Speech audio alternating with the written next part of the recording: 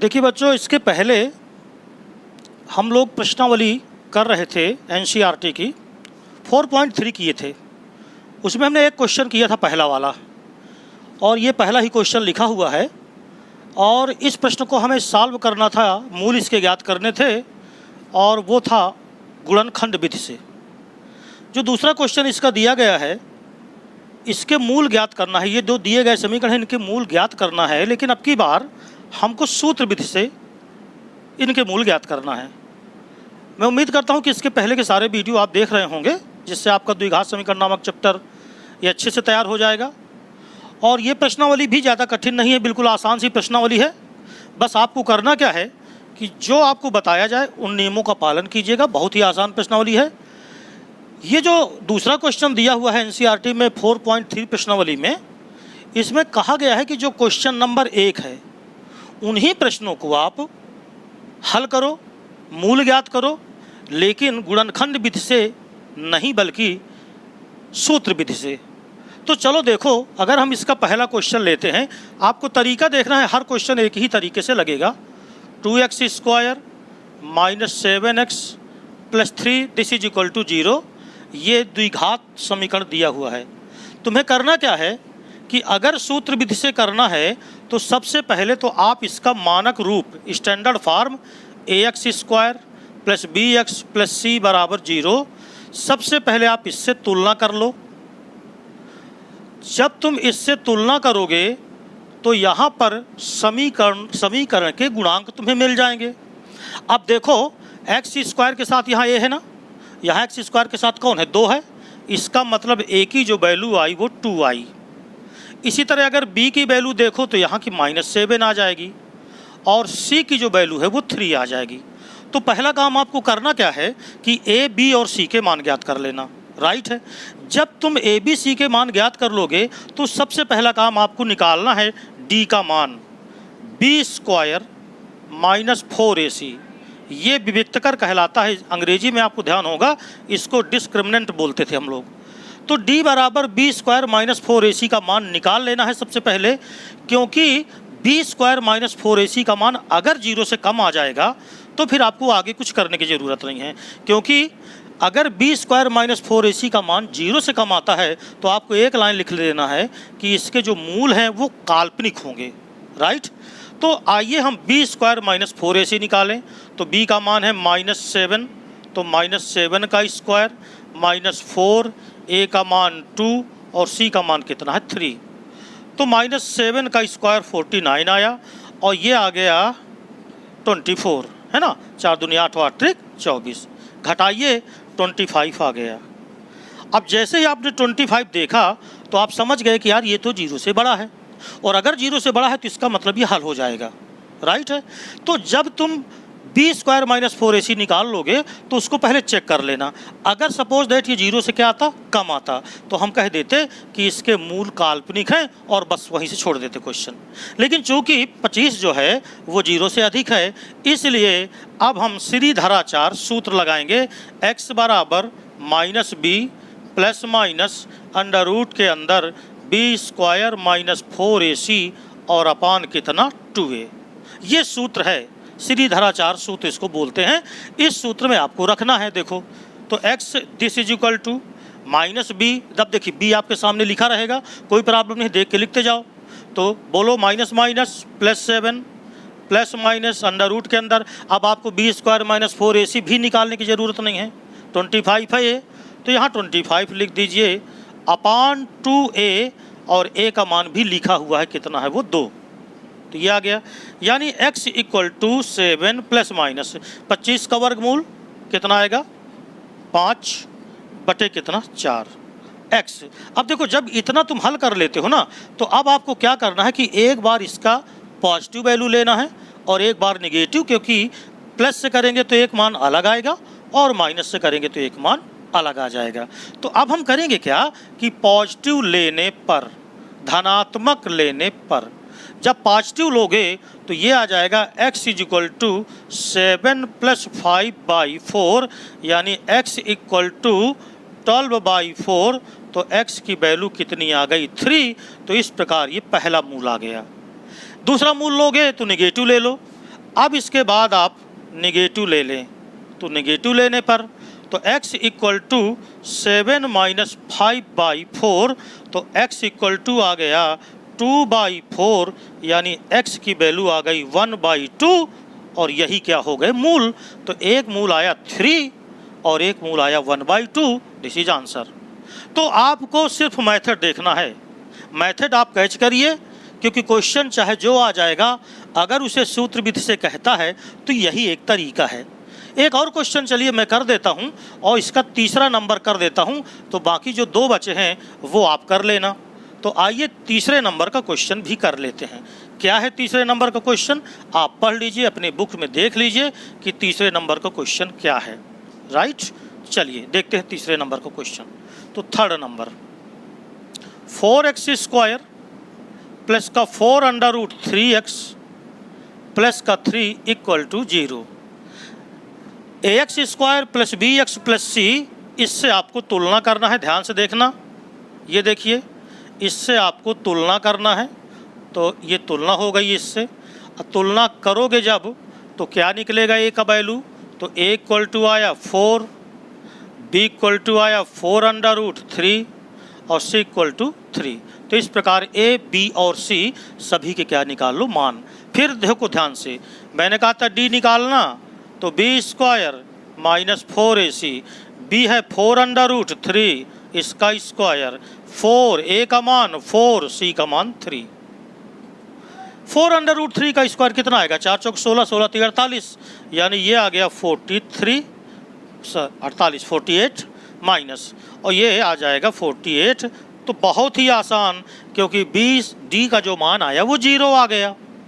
अगर भी b² minus 4ac का मान 0 आता है तो मूल बराबर होंगे, यानी एक ही मूल आपको दिखाई देगा। तो अब देखो, हम यहाँ से x बराबर निकालेंगे, तो फिर सूत्र लिख रहा हूँ, minus b plus minus under root के अंदर b² minus 4ac upon 2a। ये सूत्र आपको याद कर लेना है। बात समझ में आ गई? रखो जरा मान, बोलो कितना है b का मान, माइनस 4√3, ये रख दिया माइनस का 4√3 प्लस माइनस अंडर रूट के अंदर 0 अपॉन 2, a का मान कितना है 4, अर्थात x is equal to minus 4√3/8, तो 4 दूनी 8। आंसर आ गया √3/2 माइनस का, तो ये मूल हो गया। अब आप ये सोच रहे होंगे कि ये क्वाड्रेटिक इक्वेशन है, द्विघात समीकरण है, तो इसके 2 मूल आना चाहिए। हाँ, 2 ही मूल तो हैं, ये 2 ही मूल हैं, लेकिन चूंकि दोनों मूल बराबर हैं इसलिए इसको 2 बार लिखने की ज़रूरत नहीं है। तो इस प्रकार ये आपको हो गया क्वेश्चन नंबर दूसरा NCERT की प्रश्नावली का। उम्मीद करता हूँ कि समझ में तो आ ही गया होगा अभी ये। तो अब हम देखो चलते हैं क्वेश्चन नंबर 3 की ओर। तीसरा क्वेश्चन भी देख लेते हैं, इसका तीसरा क्वेश्चन क्या है। तब तक आप पढ़ लीजिए तीसरा क्वेश्चन, और पढ़ करके आप सोचिए कि उसको कैसे लगाएंगे। तो देखिए तीसरा क्वेश्चन क्या है, निम्न समीकरणों के मूल ज्ञात करना है। फिर वही कहानी है, तीसरा क्वेश्चन है, मूल ज्ञात करना है, और इसमें पहला नंबर दिया है x minus 1/x, this is equal to 3, x is not equal to 0। और जो दूसरा नंबर इसमें दिया गया है, दूसरा question 1/x plus 4 minus 1/x minus 7 equal to 11/30, और x is not equal to -4 and 7।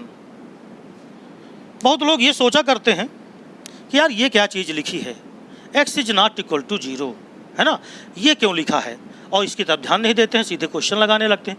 देखो x 0 के बराबर क्यों नहीं होगा।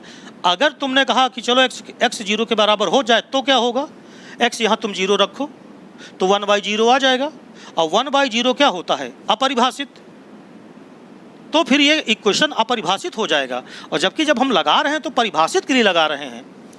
तो खैर समझ गए आप। इसी तरह x इज इक्वल टू -4 अगर यहाँ रख दोगे तो -4 + 4 क्या हो जाएगा, 0, 1/0 अपरिभाषित हो जाएगा। इसलिए ये लिखा रहता है आगे। ये चीज़ आप कभी भी क्वेश्चन देखिए तो आपको ये लिखा मिल जाएगा। तो बात समझ में आ गई। चलिए हम पहला क्वेश्चन इसका करते हैं, तो सॉल्व करते हैं क्वेश्चन नंबर 1। ये x minus 1/x this is equal to 3। तो सबसे पहले आपको इसको स्टैंडर्ड फॉर्म में बनाना है। यानी a x square plus b x plus c के रूप का बनाना है। तो ये हो गया एक्स। यहाँ पर देखिए क्या आएगा, x square minus one this is equal to 3/1। Cross गुणा करो तो x square minus one this is equal to कितना आ गया 3x, और 3x को उठा लाओ इधर तो x square minus 3x minus one this is equal to 0, ये आ गया। तो अब देखो इसके नीचे अगर मैं लिख दूं a x square plus b x plus c equal to 0, तो क्या तुम ए बी सी के मान लिख सकते हो? आइए लिखते हैं। बोलिए ए बराबर कितना होगा, देख लो एक्स स्क्वायर का कोफिशिएंट 1 है, तो फिर a is equal to 1, b is equal to -3 और सी इज इक्वल टू -1। यहाँ पर आपको ध्यान देना है क्योंकि चिन्हों की गलती ना हो पाए, क्योंकि अगर आप जानते हो कि मैथमेटिक्स में अगर चिन्ह गलत हो गए तो फिर पूरा क्वेश्चन वो गलत हो जाता है। तो ए ये आ गया, बी आ गया, सी आ गया। मैंने क्या बताया था तुमको, सबसे पहला काम डी को ज्ञात करो। बी स्क्वायर -4ac, बी है माइनस का 3 का स्क्वायर हो जाएगा, -4, ए का मान 1, सी का मान -1, अर्थात ये 9 और ये हो जाएगा प्लस का कितना 4, बोलो 13 आ गया। जैसे ही तुमने देखा 13 दिस इज ग्रेटर देन 0, अगर ये 0 से बड़ा है तो मूल वास्तविक आएंगे और हम इसको हल कर लेंगे। तो चलिए हल करते हैं, सूत्र विधि से ही हल करो। क्या होता है x बराबर, बोलो -b plus minus under root के अंदर बी स्क्वायर -4ac अपान कितना 2a। तो x इक्वल टू -b, ऊपर से देखते जाओ -b तो minus minus +3 plus minus under root के अंदर बी स्क्वायर -4ac। इसको हल करने की ज़रूरत नहीं है क्योंकि 13 तो ये आ ही चुका है। तो 13 अपान कितना 2, a का मान है कितना 1। ये देखिए, यानी जो x की वैल्यू आएगी वो आएगी 3 प्लस माइनस अंडर रूट के अंदर 13/2। ये अब आप चाहो तो देखो इसी तरह उत्तर लिख सकते हो, क्योंकि 13 का स्क्वायर रूट आपको निकालने की कोई ज़रूरत नहीं है। हाँ, बस एक काम ये कर सकते हो कि चाहो तो पॉजिटिव अलग ले लो, निगेटिव अलग ले लो। तो अगर आपसे कहा जाए कि x बराबर क्या आएंगे 2 मान, तो एक तो आ गया 3 प्लस अंडर रूट 13/2, राइट, और एक क्या आ जाएगा 3 माइनस अंडर रूट 13/2। तो इस प्रकार यही मूल कहलाते हैं। सो जी बिल्कुल आसान सा है। तो मैं उम्मीद करता हूँ कि समझ में आ गया होगा आपको, राइट है। तो अब चलो इसका दूसरा क्वेश्चन भी देख लेते हैं। दूसरा क्वेश्चन क्या है,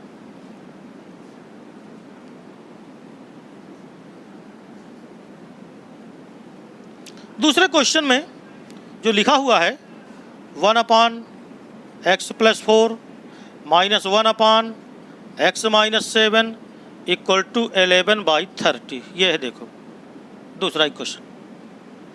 फिर वही काम, स्टैंडर्ड फॉर्म में तो बदलना ही बदलना पड़ेगा। तो सबसे पहले हम क्या लेंगे, लासापा, एलसीएम। तो चलिए एलसीएम लेते हैं। क्या आएगा, एक कोष्टक में आ गया x + 4, दूसरे में आ गया x - 7।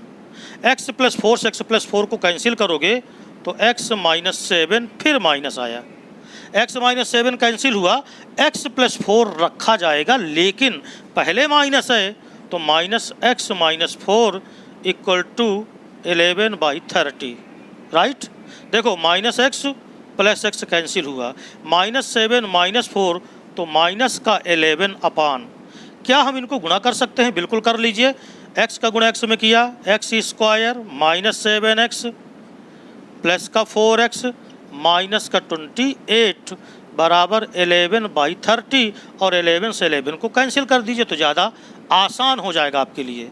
तो ये क्या आया भैया, इस प्रकार ये आ गया माइनस का 1 अपान, जरा यहाँ देखो तो x स्क्वायर और माइनस का 3x और माइनस का 28, ये आया x square -3x - 28 equal to 1/30, right.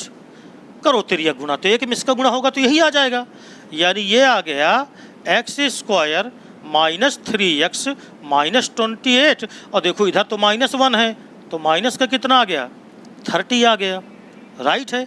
अब सुनो जरा, ये हो गया x square minus 3x minus 28 और प्लस 30 इक्वल टू 0। तो ये हो गया एक्स स्क्वायर माइनस का 3x और प्लस का 2, दिस इज इक्वल टू 0। समीकरण के मूल ज्ञात करना है, तो मूल ज्ञात करने के लिए उसने कहा था कोई भी विधि आप लगा लो। तो मैंने आपसे क्या कहा था, इसके नीचे लिखा ax square plus bx plus c equal to 0। आप इससे तुलना करोगे तो a का मान 1, b का मान माइनस 3 और c का मान कितना आ गया 2। ये सारी वैल्यू आप रख लो। फिर क्या कहा था, क्या निकालोगे, d बराबर क्या होता है b स्क्वायर माइनस 4ac। तो ये हो जाएगा b स्क्वायर माइनस 4ac। निकालो जरा, b स्क्वायर तो माइनस का 3 का स्क्वायर माइनस 4, a का मान कितना है 1 और c का मान कितना है 2। तो बोलो कितना आया, 9 minus 8 equal to 1 greater than 0। जैसे ही d को तुमने देखा कि वो ग्रेटर देन 0 हुआ, इसका मतलब अब हम वैल्यू आराम से निकाल सकते हैं। मूल आएंगे, 2 मूल आएंगे, दोनों वास्तविक आएंगे। तो अब इसके बाद x बराबर minus b plus minus under root b square minus 4ac upon 2a। तो x equal to minus b plus minus, अच्छा b का मान तो रख ही सकते हैं, हाँ तो माइनस माइनस प्लस का 3 ये रख दिया, प्लस माइनस इसकी वैल्यू कितनी आई थी 1 और बाई कितना 2, a का मान कितना है 1। ये सारी वैल्यू यहाँ रखी है a b c की। बात समझ में आ गई। इसलिए x equal to 3 plus minus 1/2। अब एक बार पॉजिटिव ले लो तो x की वैल्यू आ जाएगी 4/2 यानी 2 आ गई। देख लो ध्यान से, पॉजिटिव लिया ना तो 3 + 1 4 आ जाएगा, और एक बार निगेटिव ले लो तो 3 - 1 तो 2/2 आ जाएगा। तो कितनी आ जाएगी 1, अर्थात x की 2 वैल्यू आ गई 2 और 1, और यही हो गए समीकरण के मूल। तो इस प्रकार क्वेश्चन तो बहुत ही आसान है, आपको बिल्कुल ही परेशान होने की ज़रूरत नहीं है। आप चलिए आगे के क्वेश्चन भी करते हैं। क्या है क्वेश्चन, देखें उनको।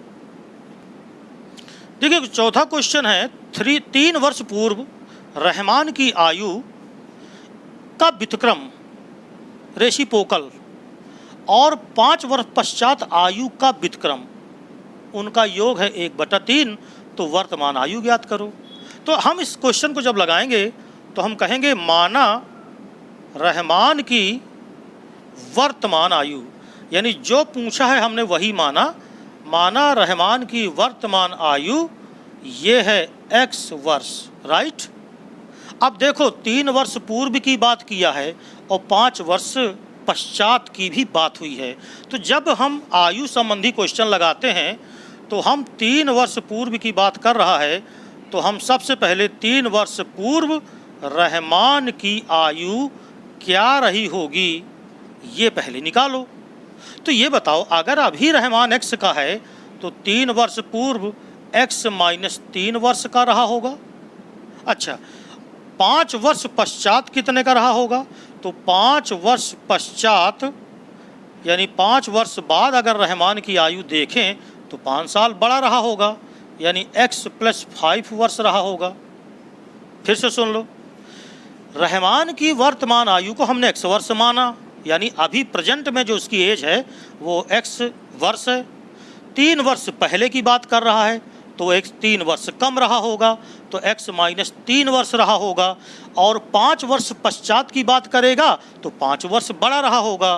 तो ये 3 वर्ष पहले की आयु हो गई और ये 5 वर्ष बाद की आयु हो गई। कह रहा है इनके व्युत्क्रम का जो योग है वो 1/3 है। तो प्रश्नानुसार आपसे उसने कहा कि इनके व्युत्क्रम का योग, तो व्युत्क्रम 1/x - 3 योग यानी प्लस 1/x + 5, और ये बराबर हो गया 1/3। बात समझ में आ गई कि नहीं आई? तो बन गया ना क्वेश्चन। अभी करे थे एक क्वेश्चन इसी तरह का बिल्कुल इसके पहले। देखिए हमको इससे केवल समीकरण बनाना है, क्योंकि समीकरण हल करने का तो वही तरीका है जो सभी में करते हैं आप। तो करोगे क्या, आप एलसीएम ले लो, तो x - 3 और ये x + 5 आ गया, तो x + 5 और plus x - 3, this is equal to 1/3। आप हल करना जानते होगे। x और x का x हो गए 2x, तो 2x प्लस 2 अपॉन इसका गुणा करोगे तो x square plus 2x minus 15 ये आएगा। कर लेंगे गुणा कि नहीं कर लेंगे? अरे x का गुणा x में करोगे तो x स्क्वायर प्लस का 5x, फिर माइनस का 3x, माइनस का 15 आएगा, 5x में 3x निकल जाएगा तो 2x बच जाएगा। तो मैंने डायरेक्ट लिख दिया है दिस इज इक्वल टू 1/3।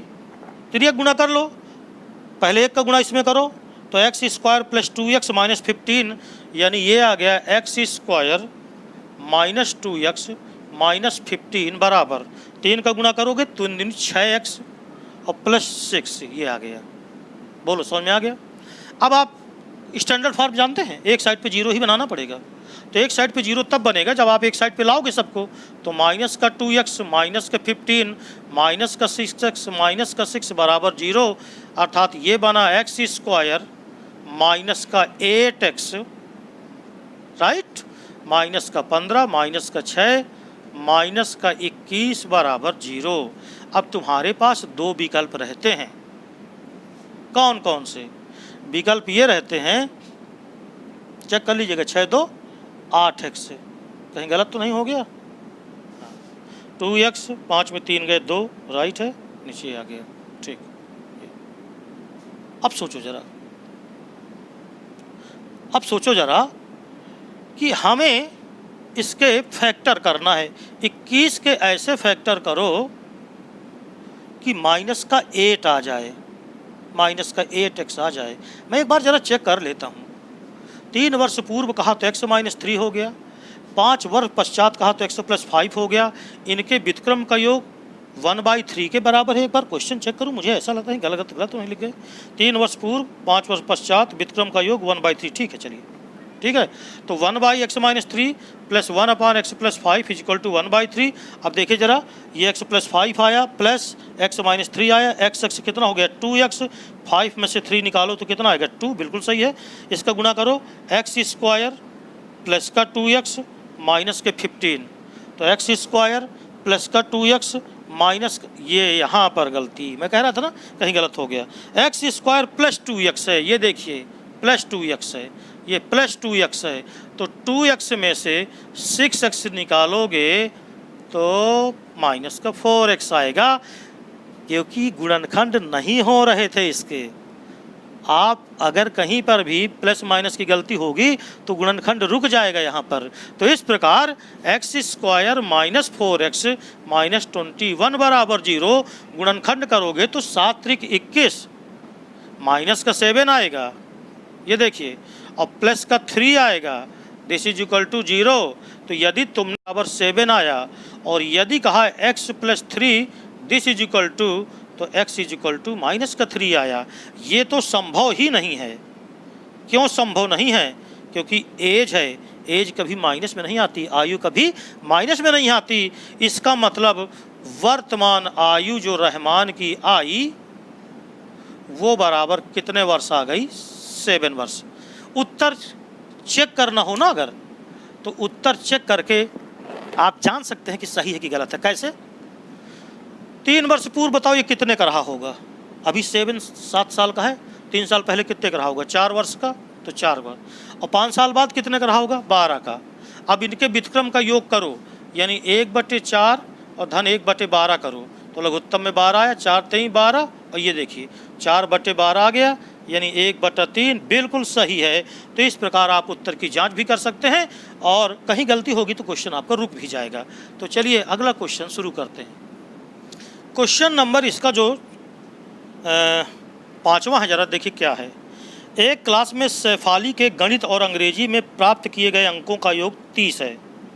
यदि उसको गणित में 2 अंक अधिक और अंग्रेजी में 3 अंक कम मिले होते तो उनके अंकों का गुणनफल 210 होता। दोनों विषयों में प्राप्त किए गए अंक ज्ञात कीजिए। देखिए 2 विषय हैं यहाँ पर, गणित और अंग्रेजी है, और इनके अंकों का योग 30 है। तो अगर हम मान लें, किसी एक को मान लें, जैसे हमने कहा माना गणित में अंक,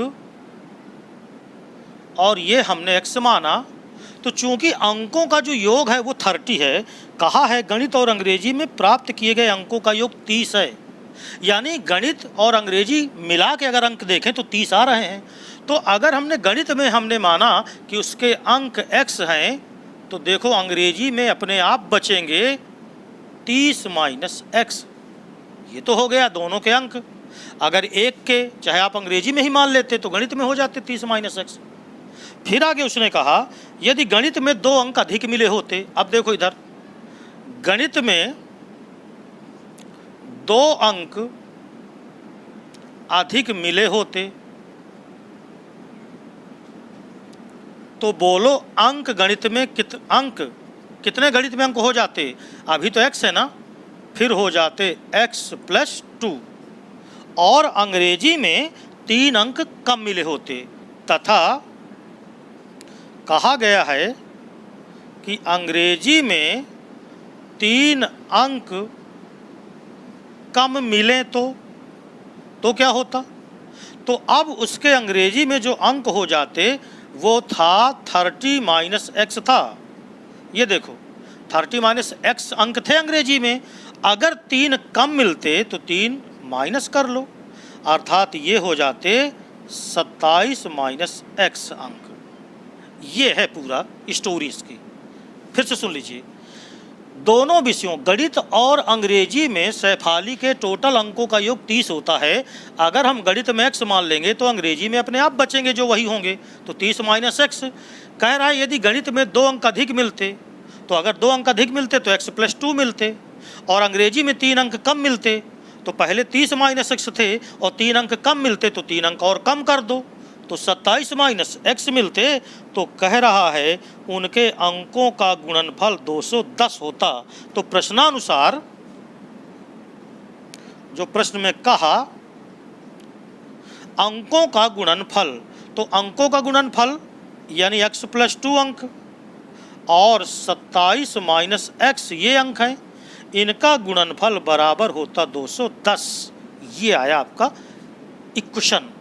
अब इसको थोड़ा सॉल्व करो, तो जब x का गुणा 27 में करोगे तो 27x हुआ, फिर x का गुणा माइनस के x में करोगे तो माइनस एक्स स्क्वायर हुआ, 2 का गुणा 27 में करो तो ये 54 आया प्लस का, और माइनस का कितना 2x बराबर आ गया 210। बात समझ में आ गई? अर्थात ये हो गया माइनस एक्स स्क्वायर, 27x में से 2x निकालो तो प्लस का कितना 25x, ये हो गया राइट है, और प्लस का 54 है तो प्लस का 54 ये लिखा है, और 210 इधर उठा के लाओ और बराबर क्या कर दो 0। बात समझ में आ गई? देखो इधर माइनस का x स्क्वायर प्लस का 25x, अब ये तो माइनस का ही आएगा है ना, क्योंकि माइनस को 210 ज़्यादा है, तो 10 में 4 गए कितना आया 6, राइट है ना। इधर 10 में 5 गए 5, और इधर कितना 156 बराबर कितना 0। अब देखिए जब भी द्विघात समीकरण लगाओ तो एक टेंडेंसी बना लो कि एक्स स्क्वायर को हमें पॉजिटिव रखना है। जैसे एक्स स्क्वायर यहाँ माइनस में आया ना तो सब के चिन्ह बदल डालो तो ये अपने आप प्लस का हो जाएगा। अर्थात इसको लिख सकते हो तुम एक्स स्क्वायर माइनस का 25x प्लस 156 बराबर 0। ये आ गया समीकरण, द्विघात समीकरण आया। इस द्विघात समीकरण को अब हमें हल करना है, तो ज़रा सोचो कि कैसे हल करेंगे, क्या हल होगा। 156 के ऐसे गुणनखंड करो कि माइनस का 25 आए, है ना। 156 के ऐसे गुणनखंड करो कि माइनस का 125 आए। क्या घटाना उठाना वगैरह वगैरह सब देख लेना। 10 में 4 गए कितना आया 6, और इधर कितना बचा 0 ना। 10 में 5 गए 5, और इधर कितना 1। आइए देखते हैं 156 के गुणनखंड कर लो। ऐसे करो 2 से, है ना। तो 2 सत्ते 14, 1 बचा, 2 अट्ठे 16, फिर 2 से करो 2 तिहाई 6, फिर 2 अट्ठे 16, वो सॉरी 2 नाम 18, फिर 13 ती 39 3, है ना। तो देखो 2 दूनी 4 और 4 3 12, 12 13 हो जाएंगे गुणनखंड। यानी ये आ गया एक्स स्क्वायर माइनस 13 है एक्स, माइनस का 12 है एक्स, प्लस का 156 बराबर 0। देखो गुणनखंड ऐसे ही कर लिया करो आप, इन्हीं में से फिर जोड़ा बना लिया करो 2 का, तो बड़े आराम से हो जाएगा, कभी गलत भी नहीं होगा। अब जोड़ा बनाओ तो x कॉमन, तो x माइनस 13 है, इसमें माइनस का क्या कॉमन 12, तो x माइनस 13 है, दिस इज इक्वल टू 0। एक कोष्टक में x माइनस 12 है आया और एक में x माइनस 13 है आया, बराबर कितना 0। अब एक बार इसे 0 करोगे तो x बराबर 12 आ जाएगा, और एक बार इसे 0 करोगे तो x बराबर 13 आ जाएगा, यानी x के 2 मान आ गए 12 और 13। अब सुनो जरा ध्यान से, गणित में अंक अगर आप लेते हो 12, इधर सुनिएगा, थोड़ा मिटा दूं मैं इसको, रफ वर्क है इसलिए इसे मिटाना होगा। अब देखो जरा, इसलिए गणित में अंक अगर तुमने कहा 12 है तो अंग्रेजी में अपने आप बचेंगे कितने 18, क्यों 30 माइनस x। दूसरा ये भी हो सकता है कि यदि गणित में अंक ये बराबर हो गए 13 है तो बताओ अंग्रेजी में कितने बचेंगे, 30 में 13 निकालो 17 है। इस प्रकार ये क्या हो गया आंसर। तो बहुत ही इजी है, बहुत सरल है, बस आपको समझते जाना है। चलते हैं क्वेश्चन नंबर, चलिए चलते हैं क्वेश्चन नंबर 7वां देखते हैं। 7th नंबर का क्वेश्चन क्या है, देखो जरा सुनो, 7वां क्वेश्चन है। दो संक नहीं 6वां है भी, 7वां नहीं 6वां है, 6वां नंबर। एक आयताकार खेत का विकर्ण उसकी छोटी भुजा से 60 मीटर अधिक लंबा है और यदि बड़ी भुजा छोटी भुजा से 30 मीटर अधिक है। आयताकार एक खेत है, उदाहरण के तौर पे मान लीजिए ये एक आयताकार मैंने खेत बना दिया, राइट है ना। चित्र थोड़ा कम अच्छा बने तो नाराज मत होना, ठीक है। ये हो गया आयताकार खेत। आप जानते हो कि आयताकार खेत में प्रत्येक कोण 90 डिग्री का होगा। ये भुजा आपस में बराबर होती है और ये भुजा भी आपस में बराबर होती है और ये विकर्ण होता है। छोटी भुजा से विकर्ण 60 मीटर अधिक लंबा है। ये छोटी भुजा अगर इसको हम मान लें कि x मीटर है तो ये 60 अधिक यानी 60 धन x मीटर हो जाएगा। बात समझ में आ गई। और जो बड़ी भुजा है वो छोटी भुजा से 30 मीटर अधिक है, तो ये हो गई x प्लस कितना 30 मीटर। इतना आपको करना है क्वेश्चन में। यानी अगर आप लगाओगे तो आप ऐसे लगाओगे कि माना खेत की छोटी भुजा, माना खेत की छोटी भुजा ये बराबर है x मीटर, ठीक है। तो विकर्ण ये हो गया 60 मीटर ज़्यादा तो x प्लस 60 मीटर, और जो बड़ी भुजा है ये बराबर हो गई x प्लस 30 मीटर, क्योंकि ये 30 मीटर ज़्यादा है। तो इतना आपने बना लिया। अब देखो पूछा होगा, क्या पूछा, खेतों की भुजाएं पूछा होगा, हाँ जी। तो निकालना है आपको खेत की भुजाएं। अब ये बताओ यहाँ अगर 90 डिग्री का कोण बनता है तो ये त्रिभुज तो समकोण त्रिभुज बना, और समकोण त्रिभुज में पाइथागोरस प्रमेय चलेगी। इसलिए त्रिभुज ABC में पाइथागोरस प्रमेय से, जो कि प्रमेय कक्षा 9 में पढ़ ही चुके होगे, तो पाइथागोरस प्रमेय कहती है कि कर्ण का वर्ग शेष दोनों भुजाओं के वर्गों के योगफल के बराबर होता है। तो बताओ विकर्ण यहाँ कितना है 60, तो 60 प्लस x का होल स्क्वायर बराबर दोनों भुजाओं के वर्गों का योग, तो x प्लस 30 का होल स्क्वायर और प्लस x का स्क्वायर। आओ होल स्क्वायर तोड़ें तो क्या आएगा, 60 का स्क्वायर करो 3600 आया, प्लस x स्क्वायर प्लस का 2ab यानी 120x आया, equal to x square plus 30 का वर्ग करो 900 आया, प्लस का कितना हो गया 60x और प्लस x का स्क्वायर। अब देखो एक x स्क्वायर तो कैंसिल ही हो जाएगा। मैंने तुमसे कहा था कि x स्क्वायर को पॉजिटिव रखने का प्रयास किया करो, तो इधर पॉजिटिव है तो चलो सबको उठा के इधर कर देते हैं, है ना, और लिख इधर देते हैं।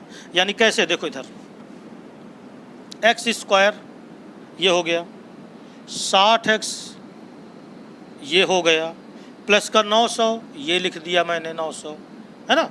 इधर वाले इधर ले जाना है, तो माइनस का 120x इधर हो जाएगा, माइनस 120x और माइनस का 3600 बराबर कितना, 0। बात समझ में आ गई कि नहीं आई? अब देखो इधर क्या बचेगा, एक्स स्क्वायर माइनस का कितना बचेगा, 60x, इन दोनों को देखो जरा, है ना। अच्छा ये बताओ 3600 में 900 निकालोगे और ये माइनस का है तो चिन्ह माइनस का है ना, 2 0, 16 में 9 गए 7, 2700 बराबर 0। ये आ गया समीकरण, द्विघात समीकरण, क्वाड्रेटिक इक्वेशन आया। अब हमें करना क्या है कि इस क्वाड्रेटिक समीकरण को हल करना है और हल करके x की वैल्यू निकालना है। 2700 के ऐसे दो गुणनखंड करो कि माइनस का 60 आ जाए सॉरी, क्या आएगा, एक्स स्क्वायर माइनस का 90x और प्लस का 30x, देख लो 9 2700 होगा और 90 में 30 निकालोगे तो माइनस का 60 आएगा क्योंकि माइनस का 90 है, समझ गए ना। और माइनस 2700 बराबर कितना, 0। जोड़ा बना लो, कामन लो, क्या कामन, x, तो x माइनस 90 प्लस का कितना कामन, 30, तो x माइनस 90 बराबर कितना, 0। x धन 30 एक कोष्टक में, दूसरे में x माइनस 90 बराबर कितना, 0। क्या बात समझ में आ गई है? अब देखो एक बार इसे जब x 0 के बराबर करोगे तो यहाँ से तो माइनस 30 आएगा और यहाँ से प्लस का 90 आएगा। ये चीज़ हम ले ही नहीं सकते, ये असंभव है, या आप ये भी कह सकते हो कि ये अग्राह है, ठीक है ना। तो x बराबर 90 आया। जरा बताओ x को तुमने क्या माना था, छोटी भुजा माना था। इसका मतलब ये हो गया कि जो छोटी भुजा आ गई ये 90 मीटर की आई, तो भैया बड़ी भुजा क्या हो जाएगी, इससे कितना ज़्यादा है, 30 की 60, बोलो 30 ज़्यादा है तो 120 मीटर, 30 अधिक कर दो। और विकर्ण कितना ज़्यादा है, 60, तो 60 और जोड़ दो। ये सारे आपके क्या हो गए आंसर। तो बिल्कुल आसान, कोई टेंशन नहीं, बिल्कुल आसान से क्वेश्चन है। तो चलिए छठवां हो गया, सातवां क्वेश्चन भी देखते हैं क्या है। क्वेश्चन नंबर 7वां क्या है, देखिए, दो संख्याओं के वर्गों का जो अंतर है, सॉरी इसको मिटाना भूल गया, दो संख्याओं के जो वर्गों का अंतर है वो दिया गया है 180। दो संख्याओं के वर्गों का अंतर ये 180 दिया गया है और कहा छोटी संख्या का जो वर्ग है वो बड़ी संख्या का 8 गुना है। ये क्वेश्चन है पूरा।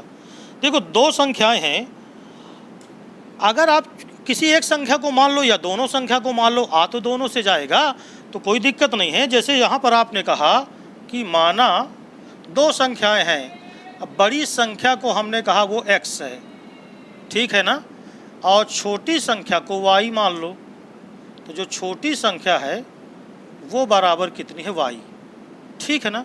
फिर x या y के मान को हम एक रख करके एक चर में बना लेंगे। तो यहाँ पर कहा गया है दोनों संख्याओं के वर्गों का अंतर, तो बड़ी संख्या एक्स स्क्वायर इसका वर्ग हो गया और माइनस वाई स्क्वायर इसका जो अंतर है वो 180 है। ये सॉरी 180 अंश नहीं 180 है, ये हमें पहले पता चल गया, ठीक है ना। फिर छोटी संख्या का वर्ग साथ में कहा है, छोटी संख्या का वर्ग ये बराबर है बड़ी संख्या का 8 गुना, 8 गुना ये है। तो कह रहा है दोनों संख्याएं ज्ञात करो। हमने कहा बड़ी संख्या x हो गई, छोटी संख्या क्या हो गई y, वर्गों का अंतर यानी x square minus y square, ये 180 हो गया। छोटी संख्या का वर्ग यानी y का स्क्वायर, ये बराबर है बड़ी संख्या का 8 गुना यानी x, 8x। तो देखो यहाँ से आप वैल्यू यहाँ रख दो, समझ गए ना। तो आपके पास ये दूसरा समीकरण आ गया। अब हमको क्या करना है कि समीकरण 2 से y स्क्वायर का मान समीकरण 1 में रखने पर, तो अगर एक चर मान करके आसान होता है तो आप एक चर मान के लगा सकते हो, और अगर दो चर मान के लगाने में सुविधा हो तो दो चर मान के भी लगा सकते हो। बस करना क्या है, लास्ट में कोई ना कोई मान आपको रखना पड़ेगा, जैसे यहाँ रख दिया हमने। तो बताइए समीकरण क्या बन गया, x square minus y square की जगह पे 8x बराबर 180। 180 को उधर उठा लाओ तो x square minus 8x minus 180 बराबर कितना, 0। 18 था हम 180 है ना, यानी इसके गुणनखंड हो गए x square minus 18x plus का 10x माइनस 180 बराबर 0। ये हो गया। लो लोग जोड़ा बनाओ, क्या है जोड़ा, x तो x माइनस 18 प्लस का कितना 10, x माइनस 18 बराबर कितना 0। एक कोष्टक में आ गया x माइनस 18, दूसरे में आ गया x प्लस 10 बराबर कितना 0। तो x के दो वैल्यू आई, एक आ गई 18 यहाँ से और यहाँ से आ गई माइनस 10। क्या इसे हम ले सकते हैं, नहीं ले सकते, क्यों, संख्या माइनस की नहीं लेना है। हालांकि कहा तो नहीं उसने, लेकिन ट्राई कर लेते हैं, चलो दोनों को ट्राई कर लेंगे। यदि आपने x को 18 लिया है ना, तो बड़ी संख्या हो गई 18, संख्या ये बराबर हो गई 18। अब देखो छोटी संख्या वाई स्क्वायर बराबर कितना है, 8x है। तो चूंकि वाई स्क्वायर बराबर है 8x, तो x की जगह पे रख दो 144, तो y जो आ जाएगा स्क्वायर x 44, तो y बराबर कितनी आ गई 12। यानी अगर बड़ी संख्या आपने कहा 18 है, यानी x बराबर 18 है, तो बड़ी छोटी संख्या हो गई कितनी 12, राइट है ना। तो यही आंसर कर लो। माइनस में लोगे तो माइनस में भी ले लो, कोई दिक्कत नहीं आए। यदि आपने कहा कि x बराबर माइनस 18, ठीक है ना, तो देखिए छोटी वाई स्क्वायर बराबर अभी पता चल जाएगा कि ये लेंगे कि नहीं लेंगे। तो 8 गुणे माइनस 18 ही तो करोगे यहाँ, बोलो तो वाई स्क्वायर कितना आ जाएगा, माइनस का 144। तो बताओ क्या y बराबर अंडर रूट के अंदर माइनस 144 हो सकता है क्या, नहीं हो सकता, बोलो नहीं हो सकता ना। x बराबर माइनस 10 है, सॉरी माइनस 18 नहीं है, माइनस 10 है, तो माइनस 10 ही कर लो। तो माइनस का 80 आया कि ना आया, तो क्या हम माइनस 80 का वर्गमूल निकाल सकते हैं क्या, नहीं निकाल सकते, किसी भी माइनस संख्या का वर्गमूल होता ही नहीं है। तो इस प्रकार आपका जो उत्तर होगा वो बड़ी संख्या तो हो जाएगी 18 और छोटी संख्या क्या हो जाएगी 12। अब देखो उत्तर की जांच हम कर लें, है ना। तो 18 का स्क्वायर करो जरा, कितना होगा 18 का स्क्वायर, 26 होगा, और माइनस 12 पर 144। जरा देखो इनका, अच्छा 18 का वर्ग 18 144 है ना, 18 का नम 18 30 24 हुआ, 0 इधर देखो 8, इधर देखो ये 180 आ गए। तो उत्तर की जांच भी आप कर सकते हैं। तो ये रफ वर्क हो गया, आप उत्तर की जांच कर लें तो आपको पता चल जाएगा कि उत्तर सही है कि गलत है। तो चलिए ये क्वेश्चन हो गया। अब अगला क्वेश्चन देखते हैं। 8वां क्वेश्चन है, एक रेलगाड़ी एक समान चाल से 360 किलोमीटर की दूरी तय करती है। अगर चाल 5 किलोमीटर प्रति घंटा अधिक होती तो उसी यात्रा में 1 घंटा समय कम लेती। तो कह रहा है रेलगाड़ी की चाल ज्ञात करो। जहां उसने कहा रेलगाड़ी की चाल ज्ञात करो, आपने कहा माना रेलगाड़ी की जो चाल है वो बराबर है x किलोमीटर प्रति घंटा। अब ये बताओ अगर रेलगाड़ी की चाल है x किलोमीटर प्रति घंटा तो 360 किलोमीटर की दूरी तय करने में उसको कितना समय लगेगा।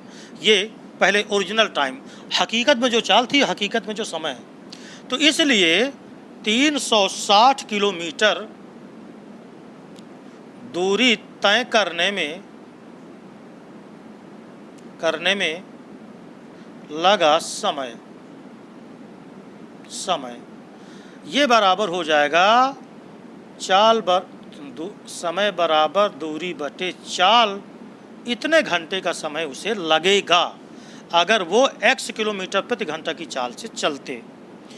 यहाँ कहा यदि चाल 5 किलोमीटर प्रति घंटा अधिक होती। अब देखो चाल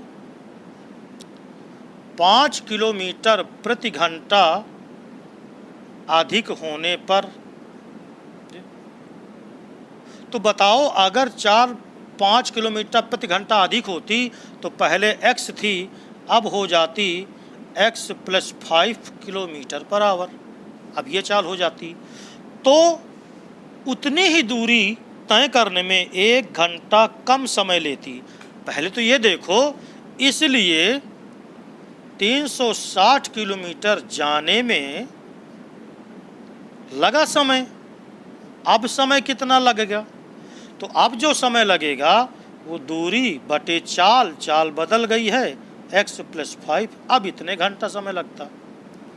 कह रहा है अगर चाल 5 किलोमीटर अधिक कर ले वो अपनी, तो उसको समय 1 घंटा कम लगेगा। एक बार और पढ़ लेते हैं।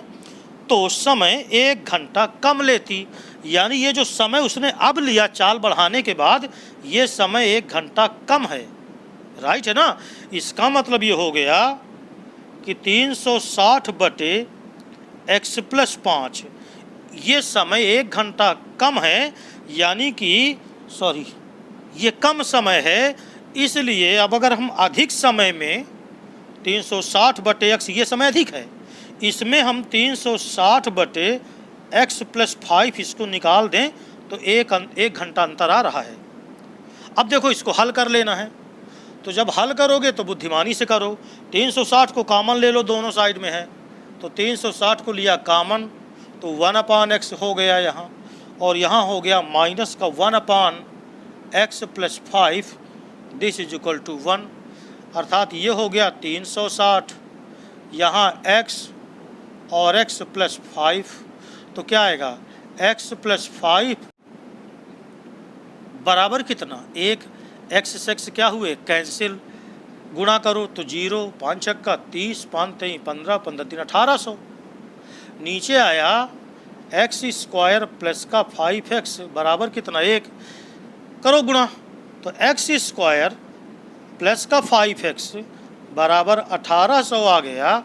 इसलिए x² + का 5x माइनस 1800 बराबर कितना आ गया? 0। ये बन गया द्विघात समीकरण। अब आपके लिए मैं छोड़ता हूँ इतना होमवर्क में कि आप इस समीकरण को हल करके x की वैल्यू निकाल लोगे, क्योंकि बहुत से समीकरण हल कर चुके हैं। अब देखो ये 1800 है, राइट है ना? गुणनखंड करने का तरीका क्या करना तुम कि 1800 के इस तरह गुणनखंड अलग से कर ले, ऐसे जब तुम्हें ना समझ में आए तब, जैसे डायरेक्ट आ जाए तो कोई दिक्कत नहीं है, बात समझ में आ गई ना? कि लेकिन अगर ना आए तो ऐसे गुणनखंड कर लेना। 2 से किया 2 नाम 18, ये आ गया। फिर 2 से किया तो 2 चौको 8, 2 पंचे 10, फिर 2 से किया तो 2 दूनी 4, है ना? 2 दूनी 4, 2 पंचे 10, फिर किससे किया? 5 से किया, 5 चौको 20, 5 पचा 25, फिर किससे किया? 3 से 15, फिर किससे? 3 से, 3 पचे 15, फिर किससे? 5 से, है ना? तो इस तरह आप गुणनखंड कर लेना और इन्हीं में जोड़ा बनाना। जैसे 5 3 15, 15 3 45, 5 दूनी 10, 10 दूनी 20, 20 दूनी 40, यानी ये तो आ गया 40 और ये हो गया 45। तो रख देना प्लस का 45 और माइनस का 40। तो क्या हल कर पाओगे? वैसे मैंने हल ही कर दिया है, अब आपको केवल लिखना है। तो एक गुणनखंड प्लस का 45, एक माइनस का 40, यानी मैं आपको उत्तर भी बता दूं 40 किलोमीटर प्रति घंटा ये रेलगाड़ी की क्या आ जाएगी? चाल। यही आंसर हो जाएगा। तो इसको कर लीजिएगा। अगला क्वेश्चन देखते हैं। चलिए अब क्वेश्चन नंबर हम करने जा रहे हैं, 9वां नंबर है। 8 तक आप कर चुके, अब 9वां सवाल देखिए क्या है क्वेश्चन, सुनिए। 2 पानी के नल एक साथ एक हौज को 9 सही 3/8 घंटों में भर सकते हैं। बड़े व्यास वाला नल हौज को भरने में कम व्यास वाले नल से 10 घंटे कम समय लेता है। प्रत्येक द्वारा अलग से हौज भरने का समय ज्ञात करना है। देखिए ये सवाल हो गया, और जैसे काम समय वाले सवाल हो गए जब 2 4 वाले रैखिक समीकरण आप पढ़े थे, तो ये दोनों सवाल एक टाइप के होते हैं। इसमें हम जब सवाल लगाते हैं तो इकाई समय से लेते हैं। जैसे कोई व्यक्ति एक काम को x दिन में कर सकता है, तो फिर हम इसको इस तरह लगाते हैं कि चूंकि व्यक्ति किसी काम को x दिन में कर सकता है, इसलिए व्यक्ति के द्वारा एक दिन में किया गया काम, और यहाँ से स्टार्टिंग होती है क्वेश्चन की। तो यहाँ पर क्या है कि 2 पानी के नल, देखिए 2 नल एक साथ हौज को 9 सही 3/8 घंटे में भर सकते हैं। ये राइट है। तो हम क्या करेंगे कि अगर वो एक हौज को 9 सही 3/8 घंटे में भर सकते हैं तो 1 घंटे में कितना भरेंगे। इसलिए दोनों नलों के द्वारा 1 घंटे में भरा गया हौज ये बराबर हो जाएगा 1/9 सही 3/8 यानी 1/9 72 3 75 75/8 यानी आ जाएगा 8/75 भाग। इतना भाग हौज दोनों नल अगर भरे मिलके तो इतना भाग 1 घंटे में वो भर पाएंगे। राइट है। कह रहा है बड़े व्यास वाला नल हौज को भरने में कम व्यास वाले नल से 10 घंटा समय कम लेता है। तो प्रत्येक द्वारा अलग से हौज को भरने के समय ज्ञात कीजिए। अब जैसे हम यहाँ पर कहें कि माना छोटे नल द्वारा या माना छोटा नल हौज को x घंटे में भरता है, x घंटे में भरता है, इसलिए बड़ा नल, अब बड़ा नल कह रहा है कि वो 10 घंटा समय कम लेता है, तो जो बड़ा नल हौज को भरेगा वो 10 घंटा कम लगेगा। तो अगर छोटा लेता है x घंटा तो वो लेगा x - 10 घंटा, तो वो x - 10 घंटे में भरेगा। ये है मेन जी सवाल। आपको ये ध्यान रखना पड़ेगा ना कि इकाई समय में बनाना पड़ेगा।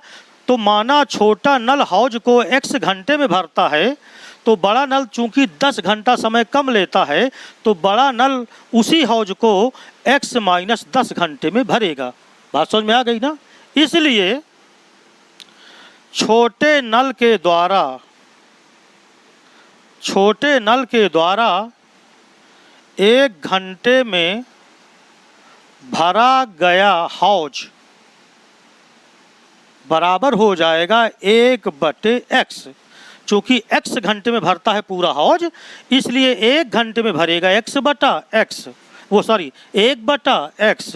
और इसी तरह बड़े नल द्वारा 1 घंटे में भरा गया हौज वो हो जाएगा 1/x - 10।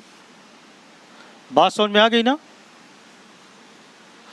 तो इस प्रकार दोनों के द्वारा 1 घंटे में भरा गया हौज आ गया। इसलिए दोनों नलों के द्वारा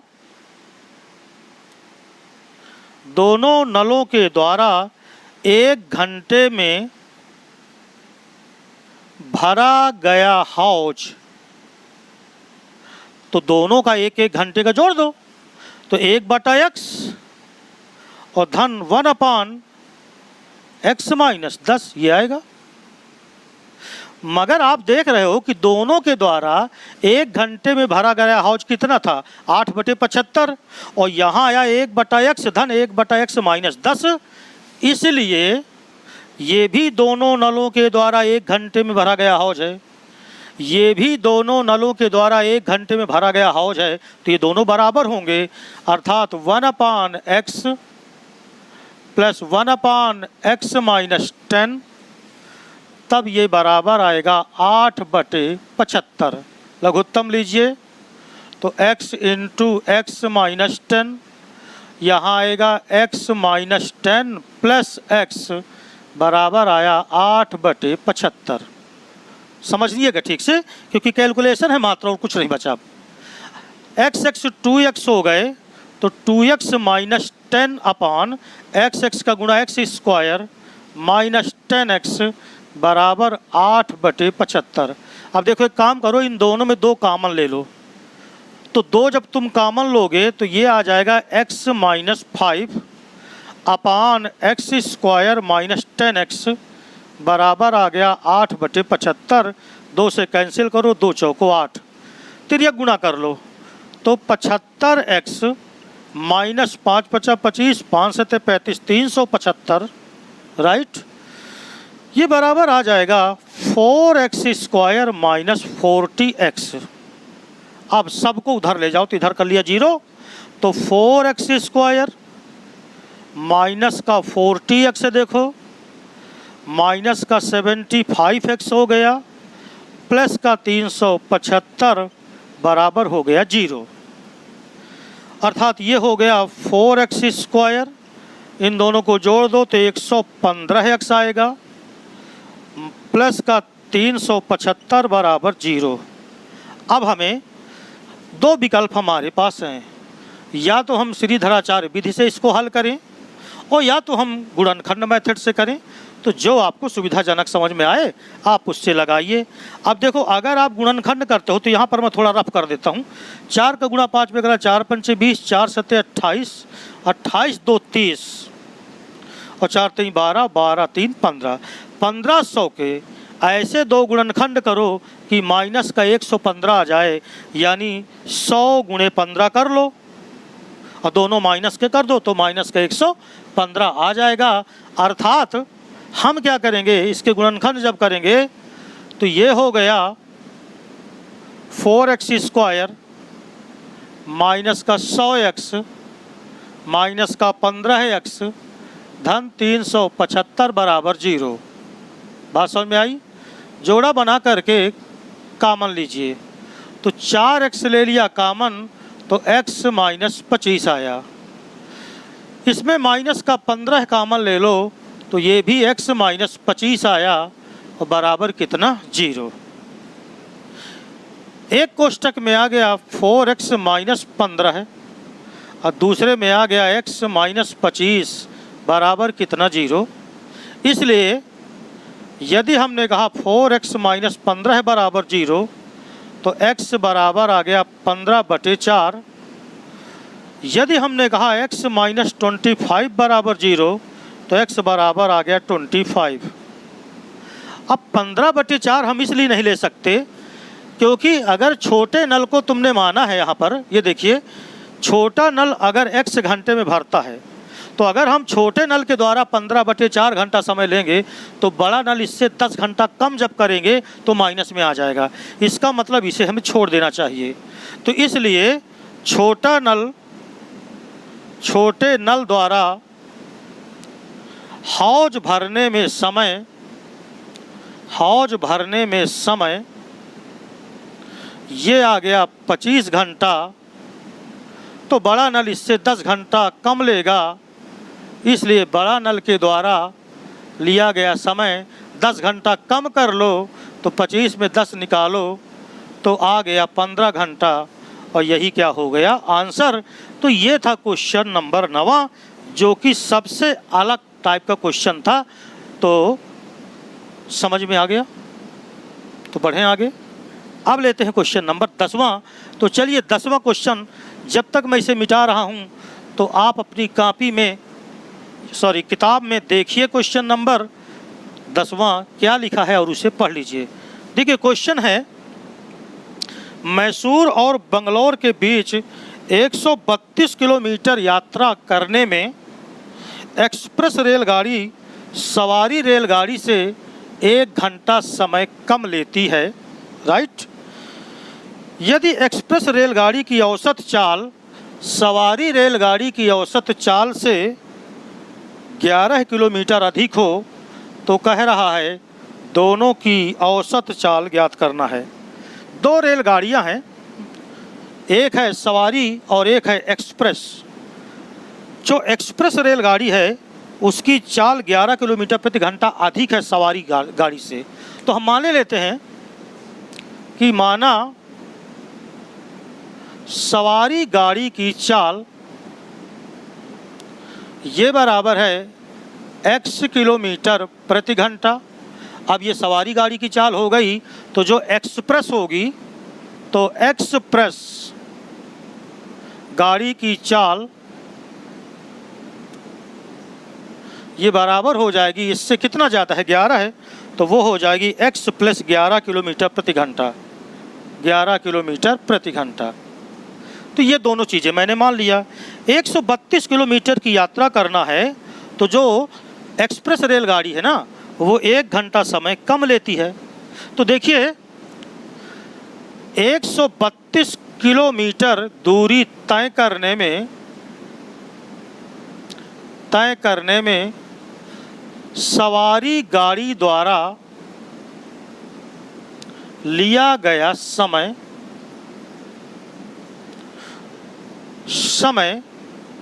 ये बराबर क्या होगा? 132 और बटे कितना x, इतने घंटे का समय तो सवारी गाड़ी को लगा। अब एक्सप्रेस का निकाल लें तथा 132 किलोमीटर दूरी तय करने में एक्सप्रेस गाड़ी को लगा समय,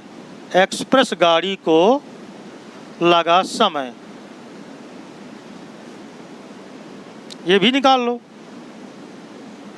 समय बराबर दूरी बटे चाल, तो दूरी है कितनी? 132 और बटे चाल कितनी है? x + 11। इतना समय लगा किसको? एक्सप्रेस को।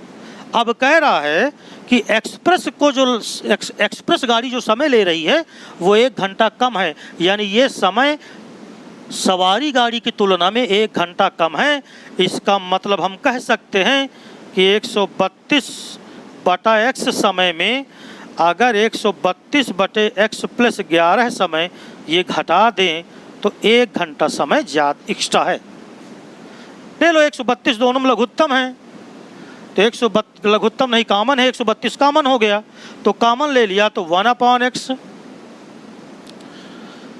माइनस 1/x + 11 बराबर 1। इसलिए 132 लघुत्तम आया x इंटू x + 11, तो यहाँ आ गया x + 11 माइनस x बराबर 1। x से x क्या हुआ? कैंसिल।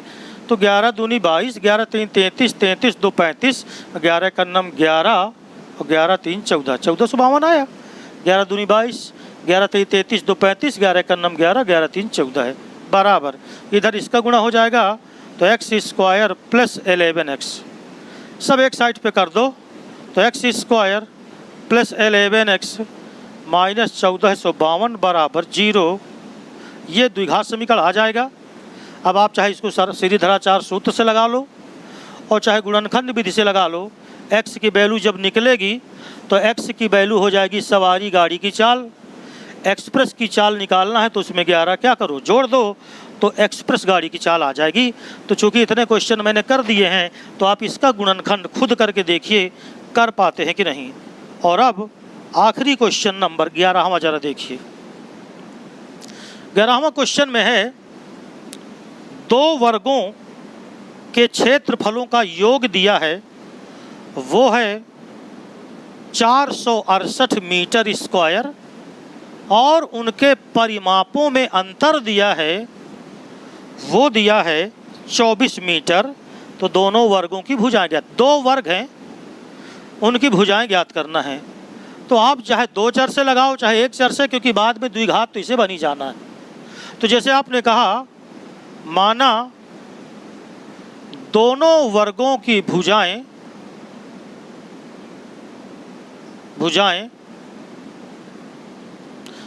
क्रमशः